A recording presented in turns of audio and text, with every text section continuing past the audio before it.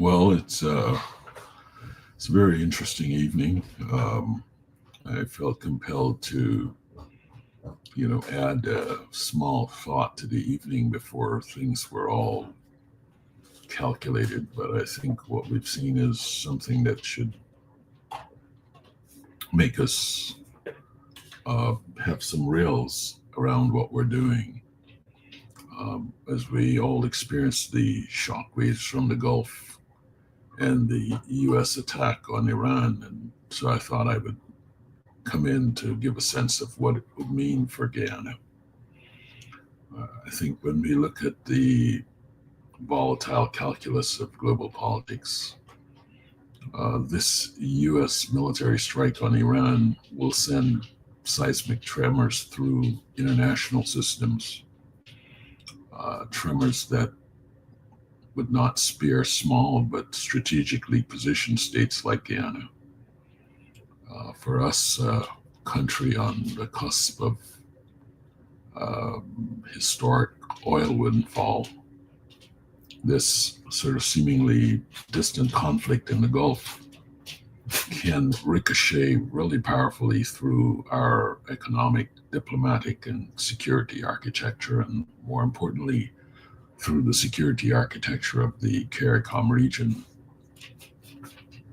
First and foremost, I want to say that this U.S. attack on Iran is very likely to trigger a spike in global oil prices.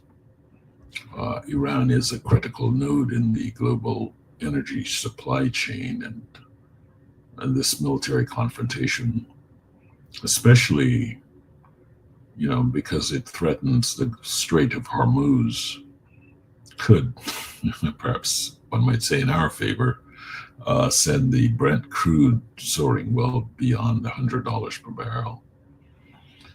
For us now, rising oil exporter through Exxon's mobile operations in the Stabroek Block,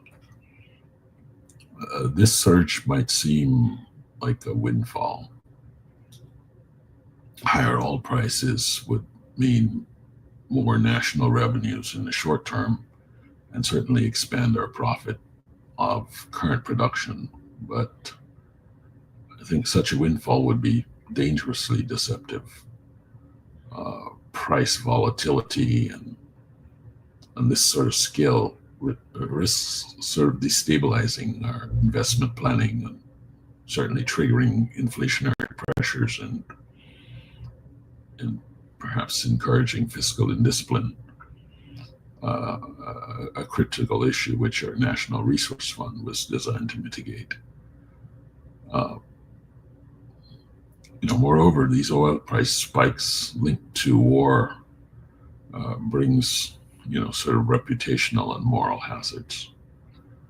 Guyana has to be cautious and not to appear opportunistic in the face of the inevitable suffering and regional destabilization that will emerge in this context. You know, it's clear that this U.S.-Iran conflict will further entrench the geopolitical fault lines that divides Washington, Beijing, and Moscow. Um, as a hemispheric partner with deepening U.S. ties, both through ExxonMobil and the necessity for regional security cooperation, we will be expected to clarify our diplomatic posture. But we have to be mindful that China is a major financier of our infrastructure, and Venezuela is an Iranian ally and our neighbor and territorial rival. And so this places folks in Georgetown in a delicate dance. We have to affirm our sovereignty and our commitment to democratic principles without being entangled in a great power rivalry. So we have to avoid being seen as a proxy or a pawn Um, I think our best defense lies in strengthening our institutional neutrality, yes, and kind of diversifying our partnerships and sort of championing kind of regional diplomacy through CARICOM and CELAC and other institutions like that. There are other things that one should think about, that we should think about in this context. Hopefully we don't find this, but U.S.-Iran escalation could provoke, cyber or some physical retaliation against U.S.-linked oil assets worldwide. And, certainly while Guyana is far from the Gulf, ExxonMobil's deep water infrastructure off our course may be perceived, however erroneously, as a kind of soft target in asymmetric warfare. So, even if direct attacks are unlikely, we need to reassess Guyana's maritime surveillance, cybersecurity protocols, and our emergency response readiness. This is really a call to modernize the Guyana Defense Force capabilities and deepen partnerships with folks that can offer us intelligence and logistical support. I think it's important for us to be mindful of the fact that any shift in the U.S.-Iran conflict could really spill over into Venezuela. Many of us know that Tehran and Caracas have maintained sort of close ties. There's been some coordinated rhetoric maneuvers from Venezuela, particularly within the context of our Essequibo controversy, and these things can escalate.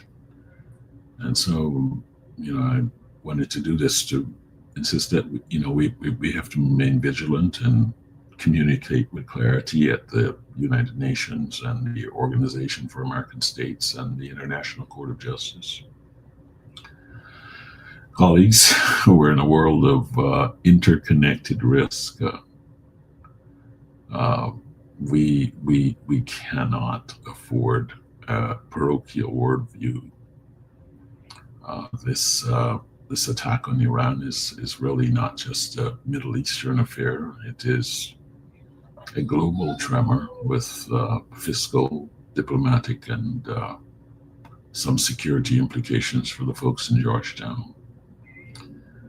And what I'll say is that we must plan for not only the prosperity and times of peace, but also for being resilient in moments of global disruption. So, yep, unfortunately, the promise of oil is not built only on the assumption of calm seas, right?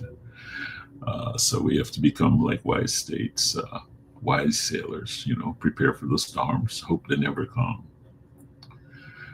All right, have a good evening, and I'm going to go listen to what Trump says now, and hopefully we can ride this storm out, right? So, boys and girls, be prepared and be mindful and be well.